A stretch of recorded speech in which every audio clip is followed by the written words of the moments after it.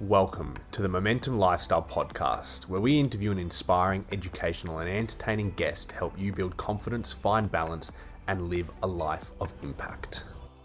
We'd like to thank our sponsor today, Be Spunky. Now, Blake, Janelle, and myself have been using their Reboot product for well over 6 months now, and it has been life-changing. I found myself recovering faster, having way more energy throughout the day, and honestly feeling just more jacked up as a man.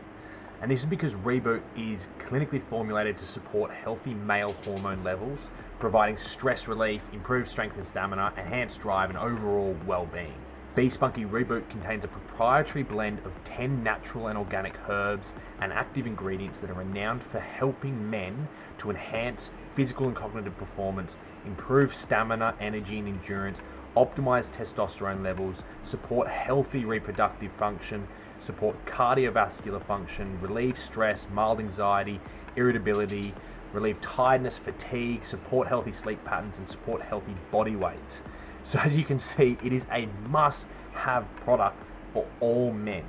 So head to their website, bespunky.com.au. That's bespunki.com.au, and use the code MOMENTUM to receive 10% off all Be Spunky products.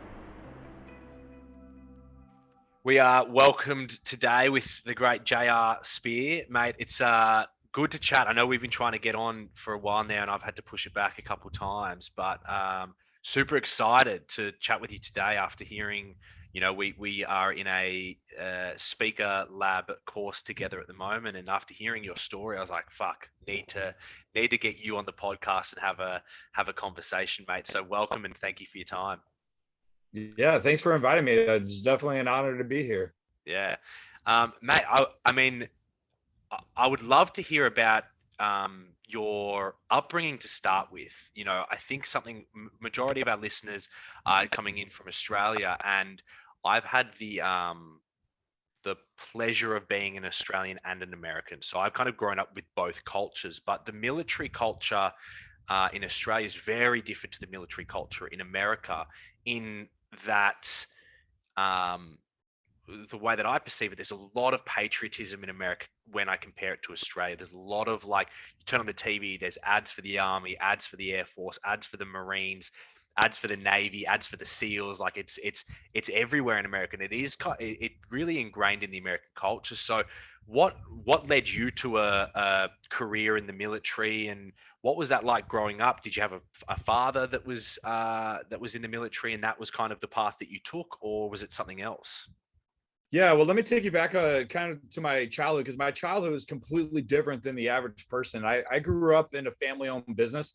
It was a martial arts fitness training facility. So grew up in martial arts since I was probably 3 years old, and always seeing my mother, teaching martial arts and leading different people. And I have 4 sisters, so she used to drag us all in strollers and things like that to places that she was teaching at, and just been exposed to like leadership and just being in front of people and just making an impact from a very young age. And I've been teaching since I was 12 years old. So I was always the person that never knew a stranger, could stand up in front of a group and just sit up and get ready to talk and just kind of deliver the message that we want to do. So my upbringing was very, very different than the average kid that I grew up around. And even throughout high school, in the area, I'm originally from St. Louis, Missouri, which is like smack dab in the middle of the United States. And when I was in high school, I had many opportunities where I used to travel to other high schools in the area and take over an entire class. Maybe it could be a business class, could be a health class or whatever. And I'm teaching about like awareness, date rape, self-defense, and all these different character traits and stuff like that. And just had many really good opportunities from a very young age to be able to do that. But there was a point, even though I kind of grew up in the martial arts and living in the school, so I'd be at the martial arts school first thing in the morning, then I go to regular school, then go back to the martial arts school every single night. And that was like 6 days a week. So I grew up in a very disciplined type environment, but there was a point in high school, I think with a lot of kids, that I kind of went astray and started wanting to do my own thing, and just kind of very not structured, not listening to anyone, disobedient, and different things like that. So like your question of asking me what led me to the military, I mean, my father, who wasn't really as present in my life as growing up. My parents divorced when I was 3 years old, but I still saw him all the time and things like that. He was in the Army, but it didn't really have a big influence on me with my decision in the military. And my uncle was a Marine, and my grandfather was retired Navy after 22 years. And there was a time in my junior year of high school where I was just getting in a lot of trouble, and kind of with the law or whatever it may be, and just kind of stacking up a bunch of tickets and going to jail and just having warrants out for my arrest, just doing stupid things.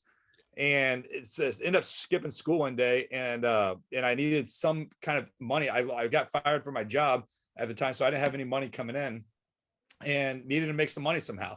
So my grandmother, who was a huge influence in my life growing up, my mom being a single mom with 5 kids, my grandparents were always over at our house, but my grandmother in particular was a big part of my upbringing and my life. So one time she came over, it was during my junior year of high school, and I asked her, because I lost my license, and I asked her if she can take me to some pawn shops to get some money so I can sell some of my things. And she agreed. So I grabbed some stuff and was going down the street, and then she's driving. And I'm like, where the heck are you going? You just passing places. She says, don't worry about it. I got somewhere that I'm taking you. She pulls around the shopping center and goes around this corner and pulls up straight up and I look right up in front of me, and it's a recruiter station. And she was like, you're getting out of this car, you're walking inside of there. I don't care what branch you sign up for, but you're not walking out until you sign up for the military. And I for whatever reason, I never would go Army or Air Force. And then so it was either going to be Navy or Marine Corps. Well, at that time, I never wanted to go Marines, because the Marine Corps, they were too gung-ho, too motivated, to work too hard. So I was like, I'll go in the Navy. I'll go sit on a ship and just have fun. So I went in and I signed up for the Navy, and that was kind of like the beginning of that story. And it's kind of I'm a Christian man and man of faith, but I like to say that God has a sense of humor. Yeah. So because I end up signing up for the Navy, but while I was in boot camp, and the job that I end up switching to, I end up spending my entire time with the Marine Corps anyways. Right. So I don't know anything about the Navy, but I ended up spending my whole time with the Marine Corps with my job. And what I did in the military was security for the chaplain. So chaplains, they are non-combatants, meaning they can't carry a weapon. So they had someone like me that provided security, was the weapon for them. We did administrative tasks and a bunch of other things. And then that's what I did in the service. So during a time of war, my whole job is to provide security for the chaplain. And I ended up spending my first duty station was Quantico, Virginia, at Marine Corps OCS, which is Officer Camp School, where almost like a boot camp for officers that they go through. And then my second duty station was at 2nd Battalion, 4th Marines, out of Camp Pendleton, California, and that's where I deployed with the 15th MEU. So my grandmother was a huge influence in how I got into the military. And wow. She ended up passing away several years ago, but she would always, up until the day she died, she always took pride in it. She's like, you're the man that you are today because of what I did for you. And yeah, she was a very proud woman for that, and I'm very thankful for what she did. Yeah, wow, that's so amazing to have such an incredible role model and guide in your life to come through and go, hey, you're doing this, you've got no choice. That's amazing. What a story. So how old were you then when that happened? So I signed up when I was 17 years old, but you can't go until you're 18. So I had to wait till I graduated, but they had a delay. They call it the DEP program, which is delayed entry program. Right. So you sign up early, but then you go to the recruiter's office, you learn a bunch of different trainings and, do things with the recruiter and stuff before you go. So that way you kind of leading up to being prepared for when you leave for boot camp. So it was about a year to a year and a half about a year that I signed up before I actually left for boot camp in that year. And then how old were you when you were first deployed? So I went in right at 18, and we went on deployment when I was 20, and I ended up turning 21 on the deployment itself. And that was to Iraq?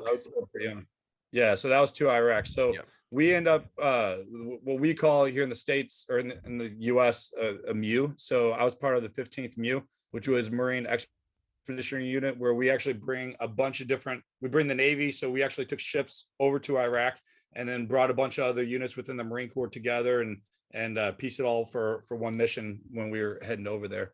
So it was a pretty cool experience. I had a lot of experiences and places that we traveled to. Like we stopped in Australia. I've been to Hawaii twice with them, and even Singapore, and we landed in Kuwait. So we left in September 2006, and I was deployed till May 31st, 2007. So it was about a 9-month deployment. Yeah. Okay. Wow. And what were the expectations that you had, as a 17-year-old walking into that office at the time, by the sounds of it, being strongly encouraged by your grandmother, if not forced to go make this decision. What was your expectations? And then how did those expectations play out when you eventually got into the Navy? Yeah. So my expectations at the time, I remember sitting there like it was yesterday, where it was like, I didn't know what I was going to do with my life. I was like, I didn't want to go to college. I didn't want to go to school. School was not for me. I wasn't doing well in high school. And if I would have stayed in that situation, I always say I would either be dead or in jail. I was hanging out with the wrong kids or the wrong crowd and doing stupid things. And I just had no discipline or direction in my life. So the military definitely, got me in top shape, and, got me on a good path and discipline, and honestly, just a lot of maturity. So that's a heck of a lot what it did for me. And the military definitely changed the person I am today, and as well, all the experiences that I went through that led me to even the entrepreneur that I am. So, I mean, just since 2007, I built 4 different businesses since 2007, and have many amazing opportunities. Yeah. But Wow. the leadership and the skill sets and everything that I've gone through since then has definitely shaped me who I am, but also led me to the success that I have today. I mean, just in the past 3 or 4 years, well, since 2017, I've helped more than, I would say, 200 plus entrepreneurs and coaches build their businesses, and just been really blessed from everything I've learned to be able to instill the knowledge and skill sets and to be able to help them. Yeah. What are those key lessons that you learned in the military that translate across into business? Because I come from a sporting family. So my dad was a professional athlete, professional coach in Australia, and there is so many great values and philosophies that you can take from sport and implement into essentially all areas of your life. You mentioned the discipline that you gained through the military and how that translates across. But what other lessons were you able to go, okay, cool, I can take what I've learned over here in the military and I can use it over here as an entrepreneur, as a businessman, as a coach? Yeah, let me kind of take you a step back a little bit in the first place, because I know a lot of your listeners, they want to know about purpose and identity, confidence, and especially your men audience. And one thing that people don't really understand or realize in life, that throughout your journey of your entire life, you go through multiple different identities within your life, and it changes every so many years. And I like to say every 5 years we ultimately can become a completely different person.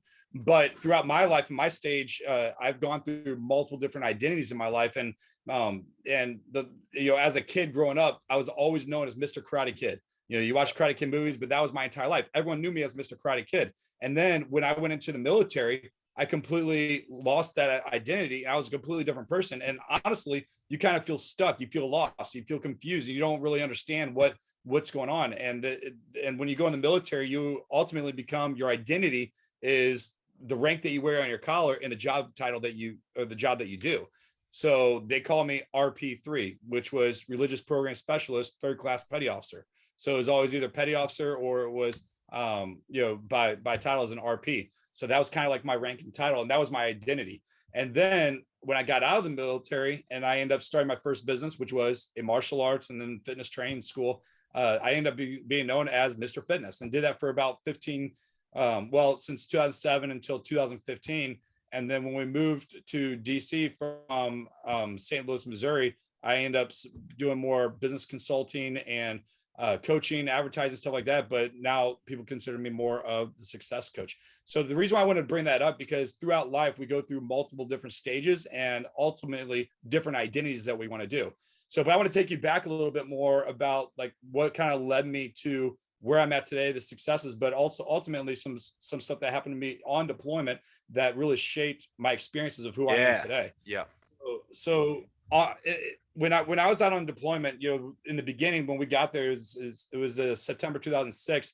It was very slow. It was very quiet. There wasn't a whole lot of stuff going on, and we were getting very complacent. And there's a saying that we say all the time, that complacency kills. And that's something that I tell all of my clients is like, hey, you need to not be complacent in your business, but you need to always be alert, knowing what's going on, because it will kill your business. And you got to show up every single day, giving your best. And one saying that I tell everyone is, action creates momentum, which leads to success. So you got to show up every single day, giving your best. And my business is called Creed Consulting, which Creed is an acronym that I created that stands for commitment, resilience, excellence, execution, and discipline, which ultimately is the core values that I instill for myself, but with my expectations for my clients. And the one thing I ask them is, what is the one thing that you're most committed to, that you're going to be resilient to push through no matter what, even through the most difficult times, showing up every single day, giving your best, and having the emotional and physical discipline to complete your mission. So what is your creed? But while I was in Iraq, we're kind of feeling a little bit too relaxed, too complacent on what's going on. And it was definitely really quiet. And then also, like, people, when you're fighting against, we like to say a ghost, because it was all about IEDs. They didn't really, it's not like the old days where it was a gunfight and they stand up and they face you and do it. Yeah. But everything was about IEDs. You never knew who you're going to fight. You never knew when you're going to go through a minefield or go by a roadside bomb or whatever it may be. So we just never knew what was going to happen and when. So we're always going up against a ghost. So one particular day, and while I was out there on February 7, 2007, this one day honestly completely changed my entire life. And even today, I still am affected by the certain events that took place. But on February 6th, 2007, we were out, me and the chaplain, we were out doing some missions, and we were meeting out with some other Marines, and had to fly back in by helicopter back to our base camp. And it was really late at night. It's probably like, I don't know, I think it was like 2 or 3 in the morning. So we didn't really get much sleep. And me and the chaplain, we were planning on getting up and getting ready to leave early in the morning, probably like 6 a.m. or something like that. So on February 7th, I get up on the normal time, get up early, and I'm going to meet him at our normal spot by the chapel tent and medical. And when I go over there, he's nowhere to be found. And it just like that started the day just seemed really off. And it started making me feel like, okay, something's not right. What the heck is going on?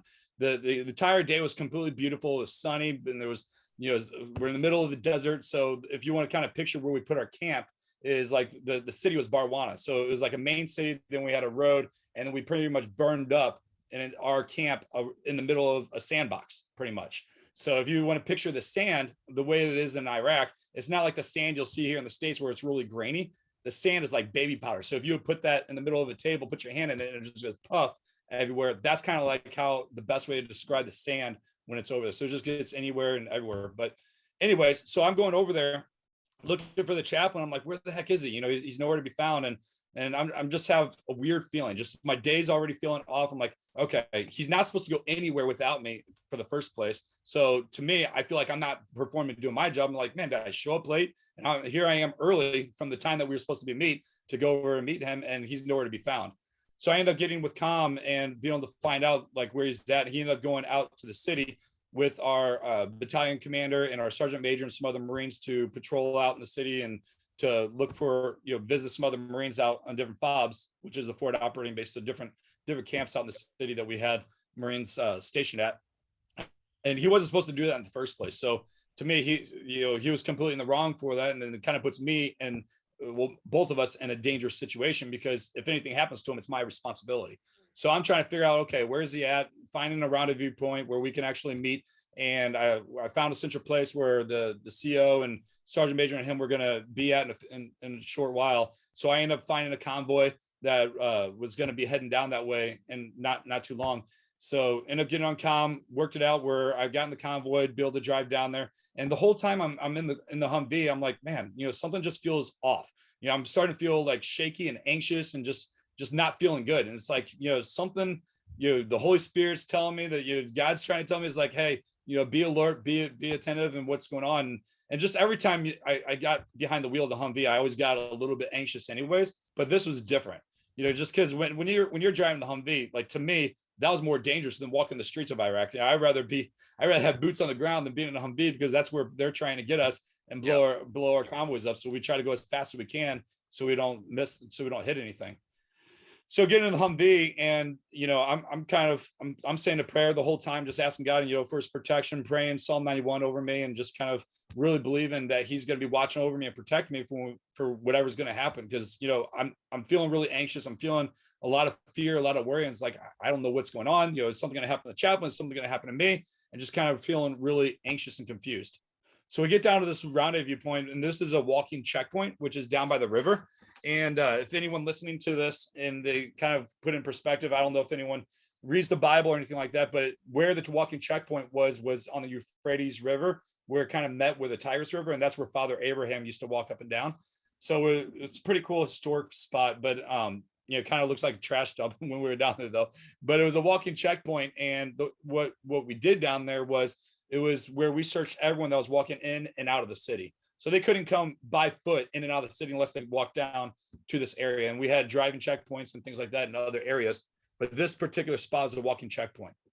And it was burned up. So we had some HESCO, some dirt barriers they're set in place that kind of burned up this whole little area. And HESCO is like set up really tall, filled with a bunch of dirt. So if there's something that happens, it actually takes the impact of a blast.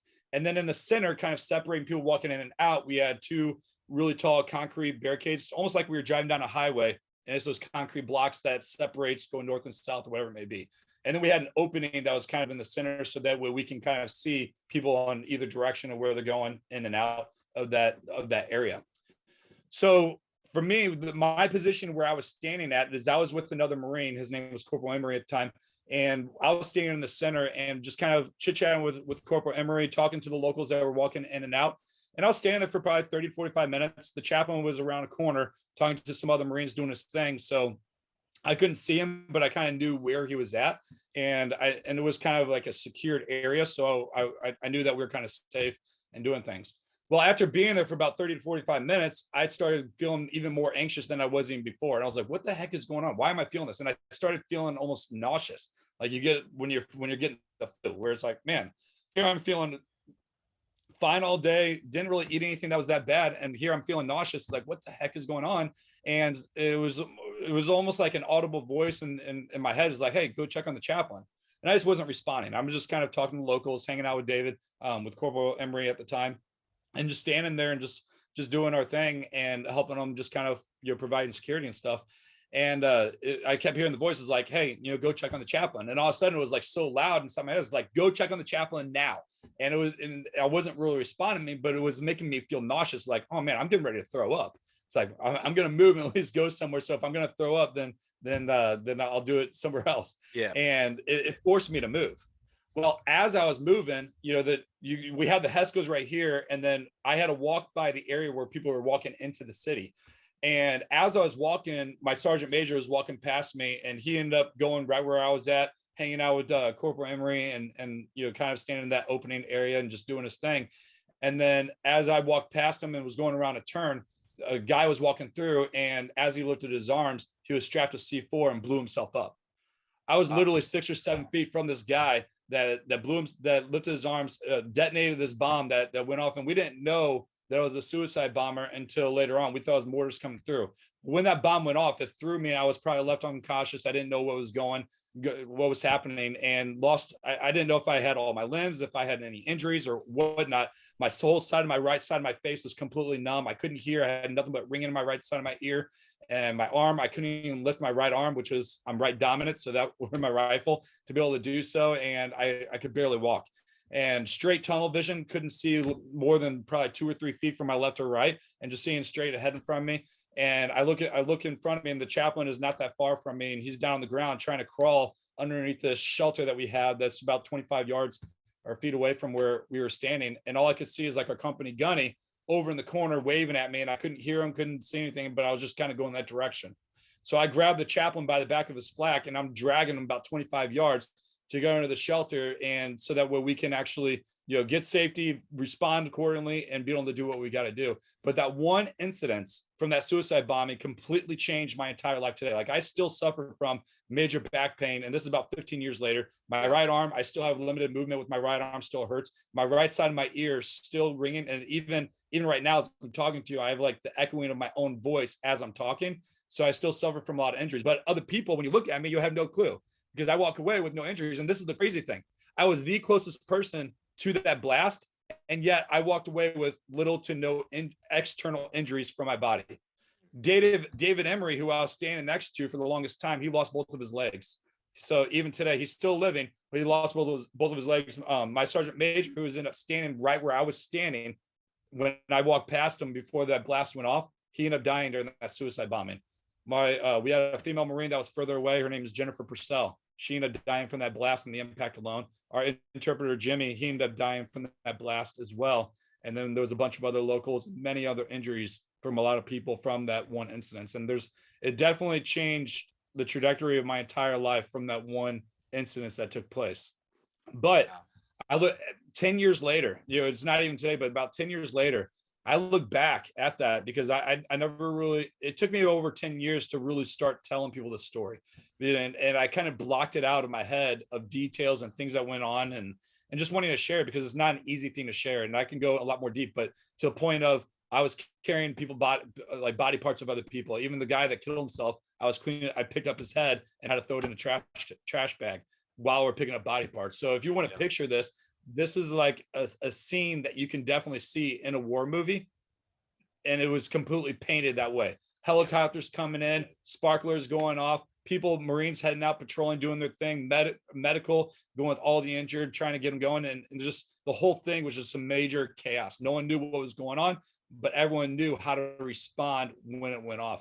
So looking back on it 10 years later and how it actually how it affects me and my business and how it affects me and who I am, the purpose and everything that I have going on is I look back and I'm like, man, every single Marine and sailor that was there knew their position, what to do and how to respond when everything took place. You have the corpsmen that went to the medical that knew what to do. You had the Marines that went out and patrolled the city to see if there was any other danger. You had the people the comm that actually called in the medevacs from the helos that knew that to be able to get them in, to be able to transport the injured to get out of there. And then you had the other people that secured the entire area. Everyone knew their place. Everyone knew how to respond when it all took place. And that was a big light bulb moment for me because I'm like, man, all the training that we did to lead up to this point had a purpose and a meaning for it. Like we never really know what's going to happen and when it's going to happen, but in our life, business, personal life, professional life, family, it doesn't really matter. But in our life, we are going to be chased.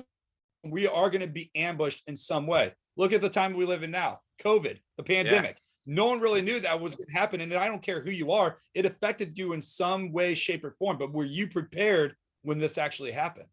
So when I look back at that specific situation of what took place, and how we responded, how every single person there responded to the entire situation, it blows my mind because everyone knew how to respond without thinking and reacted. And it wasn't based off of, okay, who's got to do what? Everyone knew what to do and when to do it and how to do it. And that happened from all the constant training that you need to do. And sometimes in life, we need to show up and we need to work hard to be able to know or to be able to be prepared for what's going to come. And I call these different threats. I call this an ambush. So in our life, we are going to get ambushed sometime, multiple different times. A death in the family. It could be losing a job. It could be, let's say you're owner of your company and you lose an employee, you lose a client, whatever it may be. We get sick. A kid gets sick in our family. We are going to get ambushed in our life. There's going to be different threats. But what we need to do to be able to help prevent it is first off, identify what your purpose is, what your mission is, so that way you can prepare for those different things that may come in place. It may be financially, maybe physically, it may be emotionally, but all these different things, you got to make sure that you're prepared for it, because if you can identify all these different threats that could come, you could create the plan and then execute that mission. So for instance, before we even left and put feet on the ground in the middle of the desert, we actually had to know what were the potential threats that could come our way. There's going to be IEDs, there's going to be suicide bombers, it could be whatever it may be. And we trained for more than 6+ months. And I like to say, I personally trained for about 3 years from the day I went to boot camp till the day I actually deployed to be ready for this. And no one's 100% ready for everything that may come. And do they do any sort of, what, as a civilian who's lived their whole life as a civilian, I think it's impossible for me to grasp that moment. You know, I think people think they can grasp it. We watch, there's so much action, war movies, as you stated before, but to fully grasp what it's like to be in that moment, I don't think until you're in that moment, you can't possibly do it. But I mean, I've got so many questions. With, you mentioned just the preparation and how everyone was so prepared for that moment. What's the psychological preparation, and what is that fallout from such traumatic event such as that?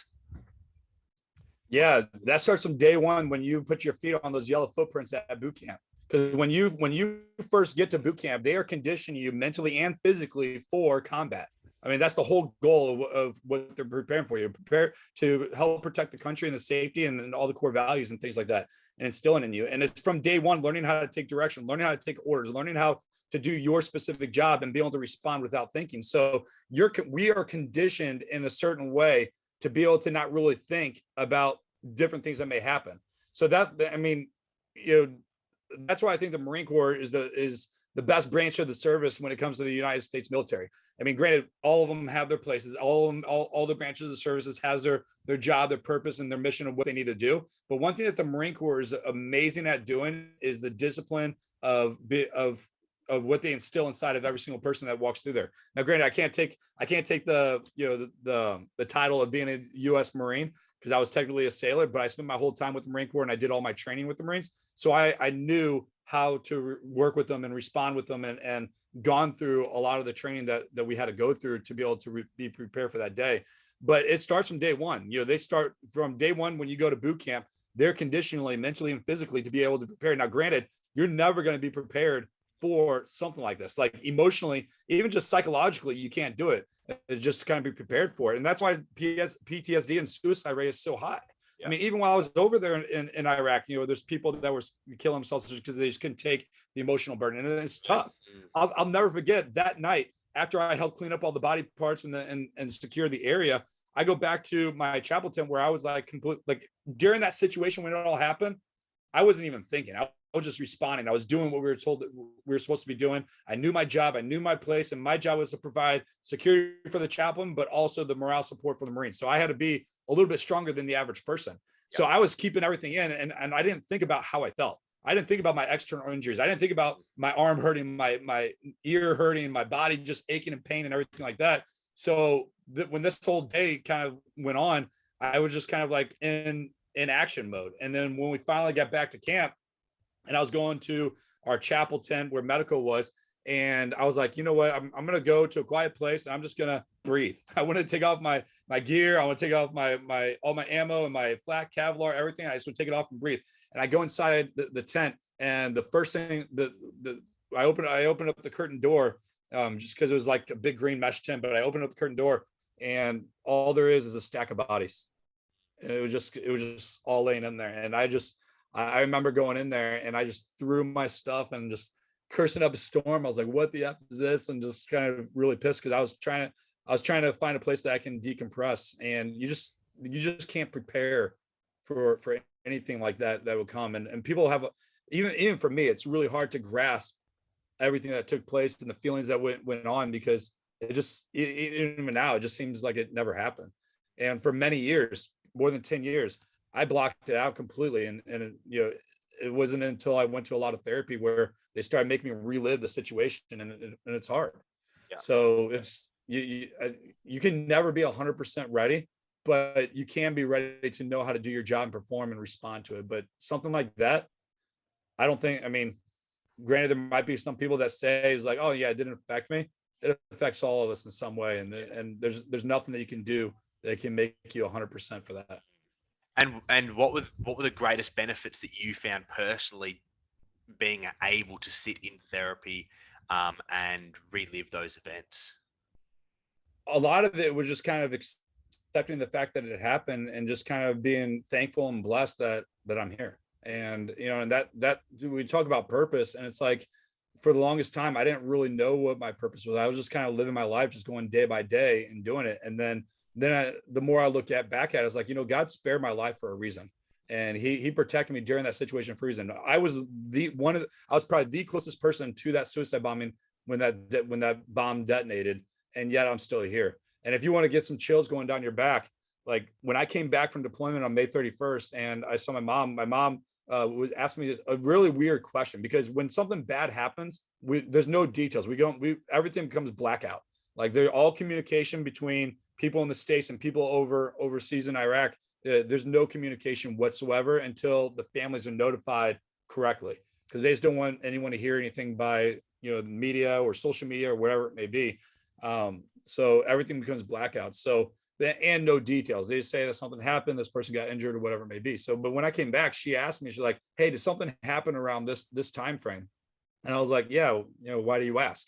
And she goes, "Well, I was at church during an event, and this has happened in January. The event happened February 7th of 07, and she was at church in January of that same year. And she goes, "Yeah, I was at church, and there was a guest speaker, and he was praying and prophesying over me. He was like, 'Hey, do you have a child that's overseas in Iraq right now?' And she said, 'Yes.' He said, 'I don't want to scare you, but I want you to know that something really bad is getting ready to happen. But he's going to be surrounded by 1,000 angels, and he's not going to be touched.'" And that goes right on. Like when I was telling you about when I got in that Humvee, and I would pray Psalm 91 over me, and I'm praying the scripture that I learned to memorize. The key point in that verse is 1,000 may fall at your side and 10,000 at your right hand, but you shall not be touched. It's in that side of that verse. So when she told me that, I was like, yeah, you know what? And here's the other thing. I had one little speck of blood on the back of my flak. That's it. It didn't come from me. My chaplain had other people's body parts all over him. Like he was covered in blood and different things. It wasn't from him, but it was probably from other people and stuff like that. But for me to only have that and really thinking about it, it just really makes me look back and think about how blessed and my purpose for life. It's like, I can't take this life for granted, and just really thinking about what my purpose is, what my identity is, how I want to make an impact to be able to serve and help others. And that kind of brought me to why I'm even in the mastermind that me and you are both part of, because I feel like emotionally I'm a lot stronger, where I can share my message with other people, so I can stand up and encourage other people to be able to have the strength, but understanding their purpose, their identity that can lead them. And granted, my audience is normally entrepreneurs, but just kind of help steer them in that direction, and using my story to do it, because we only have one life, and it's a very short life. And just like it says in scripture, life is like a vapor. It comes and goes quick, and what you do with it, is your choice. But you can either make a waste out of it, or you can do something with it and make an impact in some way. Yeah. Wow. I mean, it's such an amazing story. Thank you for sharing it. And I think, you touched on purpose just towards the end there, in terms of, you're really clear on your purpose, and you went through these multiple identities that you touched on at the start, right? And I think I think it's such a important point that no one talks about often, right? I think society set up in a way where you go to school, you finish school, you go to college, you finish college, you get a career, then you retire at 65, and then you enjoy retirement. So it's not really set up for this, how you described as multi identity based living, right? If that's what you wanted to call it, right? So how, for the average person, I think, how do they, or what do you teach about purpose and identity? Because I'm really fascinated by this subject, and I'm really fascinated by finding purpose in the mundane, or in the day to day, right? And it always reminds me of this amazing story when I think it was John F.K. was president, and he's looking at the NASA base when they were going to go to the moon or whatever. And he's walking down one of the corridors, and there's a janitor, and he asks the janitor, "Oh, what do you do? What do you do here, sir?" And he goes, "Oh, I help put people on the moon." And I love that story in particular, because we love using the word just, "Oh, it's just a part-time job. I'm just a barista. I'm just a accountant. I'm just a lawyer. I'm just, right?" And here is this story where this janitor, who most people go, "Oh, I just clean floors. That's my job." Or, "I just clean the bathroom. That's my job." He's going, "No, I understand my purpose in maintaining the facilities here at NASA, that is allowing people to go to the moon. So what do you talk about in your work when it comes to finding the purpose in the mundane, or finding the purpose in your day-to-day life? Because someone like you with such an incredible story on going to the army, experiencing what you experienced, and stepping out and going into business, majority of people would look at that and go, oh, well, that's good for you. You've got this huge purpose. I don't have that. I'm just an XYZ. So, how do you help people tap into that purpose-based living? Yeah, so I kind of want to take that question to a completely different angle, and of Great. something that I can relate to, because, well, the reason why is because PTSD is such on a high, especially among combat veterans. And now, granted, a lot of people can suffer from PTSD from other things that happen in their life, and accident doesn't matter. I mean, it does matter, but it just, well, I really want to hone in on military personnel, especially because the big thing about PTSD is when you get out of the military, you come back from combat, or you don't do serve combat, but you wear that uniform. There's pride when you wear that uniform. And when you get out of the military and you take off that uniform, you lost everything about who you are, because you earned that uniform. Like there's a friend of mine who's a Navy SEAL, and he taught me there's two different types of identities: one that you earn and one that you choose, especially when it comes to the Navy SEALs. But you have to choose to want to be a Navy SEAL, but then you got to earn that title and that identity. So you got to choose that identity, but then you got to earn it as well in some situations. But when you take off that uniform and you don't have a sense of purpose anymore, you don't have a sense of identity, it's tough. So for anyone living their life, I mean, you can choose to be this low life who sits on a couch and plays games all day, or if you want to make something of yourself, you get up and you take action and momentum and you start making something of yourself. But the way you got to do that is you got to find purpose in it. You got to find, like, hey, you know what is the mission that I want to do? When I talk about mission, I talk about what is the destination? What do you want to achieve? Where do you want to go? And it doesn't need to be something that's 10, 20, 30 years from now, but let's just break it down in 90 days and 6 months and then 1 year, and start building from that. But you got to have somewhere to start, and a mission that you want to be able to accomplish to be able to drive you to where you want to go. Yeah. So you got to have you got to have some sort of purpose that's going to lead you, that's going to force you to get up. And sometimes for me, well, let me take it back. There's a guy that I know, and his name's Bedros Keuilian, and he's the franchise owner of Fit Body Bootcamp, one of the biggest fitness franchises that there is. And I had the pleasure of meeting him several different times. But one thing he talks about is, like, you gotta, your purpose and your why, and bigger than your why, but your purpose needs to be so much greater. But it needs to be one thing that forces you to get up to do what you do every single day, and so strong that if you don't do it, then this is gonna happen. And I'll never forget what he told me. And he said that, he knows if he doesn't get up and do this one thing, even if it's as small as sending out an email, but if he doesn't get up and do this one thing, that someone's going to go break into his house and he's going to find his family cold blood laying on the floor. That terrifies him. He never wants to go home and find his kid laying on the floor, his family, his wife and kids laying on the floor in cold blood. So because of that, his purpose and his why for taking care of his family and being that provider is so great. Do you think he's going to show up and do it? And it's so strong that he personally believes that if he doesn't send out that one email, if he doesn't do that one specific task, if he doesn't get up and work out whatever it may be to complete his mission, then this is going to happen. And so for me personally, my scariest thing is having my kids look up to me and saying, "Daddy, I'm hungry." I got 3 little kids under 5, and that terrifies me. So guess what? I wake up every single day. I do the things that needs to get done. And because I have a mission that I'm on, I have a purpose. My purpose is my family, to lead them and to guide them to live the life that they need, that I want them to live. So you got to have a purpose of what's going to drive you. And then you got to have an identity. The beauty thing about identity is you get to choose what that is. So when you want to, let's just say your identity is being that carpenter, or being that, the custodian of a place, whatever that may be. But whatever you do, whatever identity that you choose, do it to your best with excellence. And that goes back to my martial arts background, where it's like everything we do, you got to have black belt excellence. You got to do it, be committed to it, be resilient, and have that excellence, and show up every single day getting your best. But you got to have that purpose. You got to have that why that's going to drive you. Because if you don't have that purpose of doing what you want to do to be able to accomplish what mission that you want to accomplish, it's going to be really hard to keep yourself motivated long term. You can say, hey, you know what? I want to lose 20 to 30 pounds, and I'm going to get up. I'm going to eat the right foods. I'm going to drink the water. I'm going to exercise every single day. But after so long, if you don't have a reason of why you want to lose that 20 to 30 pounds, it's going to get old and you're going to fall back into old habits. But if you had a reason why you want to lose that 20, 30 pounds, whether it be had the energy for your kids, whether it's look good for the summer while you go to the beach, or a vacation you're get ready for, or a wedding that you're preparing for, well, that's going to motivate you a lot more to be able to show up and do what needs to get done to be able to do it.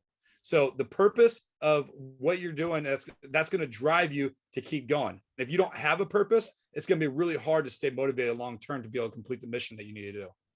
Yeah, it's like what Nietzsche said, he who has a why to live can bear almost anyhow. It's so critical, and I love that you've used your kids as an example for your why and your purpose and your mission. And it's so prevalent in successful people. And I don't mean success as in terms of like, those that make the most money or, have the most Instagram followers, whatever. It's like those who are like genuinely happy within their lives, and those people have really strong whys. They've got really strong missions. They've got that, they've got a reason to get up every morning, work really hard at whatever it is they do. And that's what gets them up day in, day out. You mentioned just before too, and I want to take it back, that transitioning and that really difficult transition process of leaving the military and heading into what you are now doing, but that transition process of like, okay, I'm taking off the military uniform. Fuck, who am I now? Who am I, and what am I going to do, and what is my purpose? How did you navigate that transition period? Because again, I used, with my sporting background, it's so common with athletes. You see, across America, you see bankruptcy rates are insanely high amongst American athletes. Suicide rates post sports pretty high as well. Similar for the military, as you mentioned, the PTSD rates and the suicide rates among veterans are incredibly high. How did you navigate that transition and finding purpose and finding identity? I'm a very unique individual. So for me, like I knew when I was going to get out of exactly not 100% what the direction I want to go, because we got back from deployment May 31st, 2007. And even while I was in Iraq, I was preparing to go to college. And my whole goal of what I wanted to do was to pursue a life in music ministry. So I wanted to, write Christian music and play in churches and start doing more full-time ministry. I guess you can say professional ministry. So I didn't have a break. So like when I came back, I got back from May 31st, 2007. I got out July 10th, 2007. And I was in school, not even in college, not even a month later. So I kept myself busy nonstop. And for doing that, that was actually really healthy for me. But I realized really quick while I was going to school that I needed an income. I had no money coming in. Here I had a steady paycheck for 4 years that I was in the military, and that I could do. Now, granted, I saved a bunch of money while I was over in Iraq, but when it was really quick that I was like, I need a job. I knew that I didn't want to work for someone, so I was like, you know what could I start my own job? What am I going to do? So I fell back on what I knew and what was comfortable with me, and that was to teach martial arts and help people in fitness. I trained a lot of Marines and sailors while I was active duty in martial arts and fitness, and it just was very natural to me. So I didn't know how to run a business at the time. I just knew I wanted to teach, and so that was the first business I wanted to do. I ended up hiring my first mentor not even a few months later, and he definitely guided me, and a lot of stuff that I learned even back then, I still put into effect today in my business. But it was a rough transition for me at first, because I remember there was multiple times, even the day that I got out, I was like, crap, what am I going to do? What, this is weird. Like, I don't have to show up to muster and check in. I don't need to, do whatever, like wear my uniform, and I don't have to shave 100% like every single day. And just kind of, I can eat whatever I want. I can do whatever I want. And it was really weird feeling, because I was going from a transition of something that all I knew for the past 4 years completely transformed my mind to the way I thought about life, and stepping into civilian world. Now, I'll have to tell you, it was hard going into civilian life, because we always say those nasty civilians, and like they get out there, there's no discipline, there's no structure, they just don't know like what to do. And here and even when I got out, I was like, man, I got to live around these nasty civilians and stuff like that. And then not really quick, I ended up becoming a nasty civilian. So it didn't take that long. So you kind of adapt to that lifestyle. But it was a tough transition. Like I remember driving in a vehicle was really tough because I was so used to driving a Humvee, down the middle of the desert and a certain way. And not just that, just being terrified of IEDs. And I'll never forget. So I was at a conference with the college I was going to, and we were leading worship and music for the conference. And I was leaving, I was going to the parking garage, and I remember I was probably 50 feet away from my vehicle in the parking garage, and I am just completely stopped in complete sweat. And I couldn't move. I was a statue, couldn't move, couldn't breathe. I was hyperventilating and just terrified to get in that vehicle. And because I just didn't know what was or could have happened. And finally I talked myself into getting in the vehicle and leaving. But I'll never forget that moment. I had another moment where especially because of the blast. And keep in mind, I was exposed to a lot of different mortars and things like that, and other things. Is just that one suicide bombing was the biggest incident that I had. But I remember being downtown St. Louis at an event with my wife, and we weren't married right when I came back. We got married in 2009. So this is a couple of years after being back from deployment. And we were downtown St. Louis at some event, and right across the street from us, and it was late at night, they ended up shooting up fireworks. And but it was so close to me that I remember grabbing my wife, throwing her to the ground, and like almost circling around, like everyone around, like you had to think this is like full crowd, shoulder to shoulder. Like there was I think it was Nickelback that was playing. So Nickelback was playing. There was a bunch of venues and stuff like that. But I remember throwing the ground because my job was protect the chaplain. So I just went straight combat mode, and thinking that something happened, and I'll never forget. I just turned white as a ghost, but I was just straight, like, seeing everyone that was circling around me and made a big circle. And I just looked up and noticed that everyone was just kind of stopping, like looking at me. And my wife ended up taking me out of there, and we ended up leaving and stuff. But it was terrifying. Even today, I still struggle quite a bit from a lot of things that took place. So, and it's a process, and it's something that you just have to learn to cope with, and deal with. And some people do it really well. And for me, I try to channel the things that I've learned and the experience that I did into the life to impact other people, and just so that way I can help them. But talking about purpose and identity, and when you get out, and you take off that uniform, it's tough, and you have to find that purpose. That's why I tell everyone so strongly, like, if you don't have a purpose, if you don't have a why, if you don't have a reason why you're doing something, life is going to be hard. Yeah. Like, you got to have, it's like setting your New Year's goals. Like, you got to have goals and direction to help lead you and motivate you to keep going. And if you don't, it's gonna be a hard journey and a hard walk. 100%. And it's funny. Even I'm expecting a baby in July. My firstborn, and just the transition from, I'm 27 years old. I was not expecting, this was a surprise, and we're very excited, granted, but the transition in my mental state from going from a 27-year-old kid running his own business and making a bit of money to like 27-year-old father to be was huge. Like, just that trend, just knowing that, okay, I have a kid that's going to arrive in about 5 to 6 months time.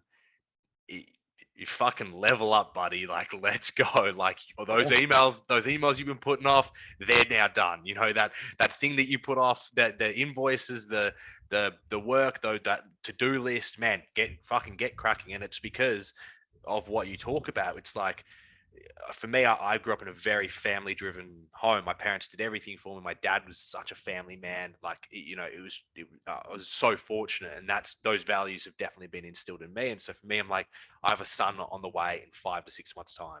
There is no way he's not getting like the best life that I could possibly give him. And that once you do find that purpose, like that true why, that true purpose, nothing, I've just in the last month, I've done things that I would have been like, I'm going to sleep in, and I need to go back to sleep, and I need to rest more. And I'm like, no, I ain't got time for that now. I've come up. I get up. Didn't get any sleep last night. I got a reason. Like, I didn't get any sleep last night. I got a headache. Doesn't matter. Time to get on my work calls all day, pump out the work, time to do this and that. So, I just love that you've really honed in on that purpose being so fucking important, because it truly Oh is. yeah. And I've known it, but there's knowing it, and then there's seeing it play out in your own life. And I've definitely seen it play out in my own life for the past month. If I didn't have a purpose myself of what I was doing, like I would probably fall into one of the statistics. Yeah. I know that 100%, just because, I mean, just last month I had a buddy of mine that I would deploy with. He just took his own life, and he would have been the last person that you would have even thought about. And it's happened more and more of too many people that I know. And it's just, yeah, I just know if I like, kids will change you like that. I know that I could never do anything like that to myself, for the simple fact that I couldn't do it to my kids, because I don't want them to grow up fatherless. Yeah. And that's the biggest purpose that drives me forward to do what I do. There's not going to be anything stronger than that. Fuck. Yeah. It's the greatest title in the world, being a father. So congratulations. It is. No, thank you, man. I appreciate it. And JR, mate, thank you so much. This has been an invaluable podcast. So I really appreciate your time, and thank you for joining me and jumping on. Yeah, no, I appreciate the opportunity to be able to share my story, and hopefully that your listeners or whoever tunes in is inspired in some way.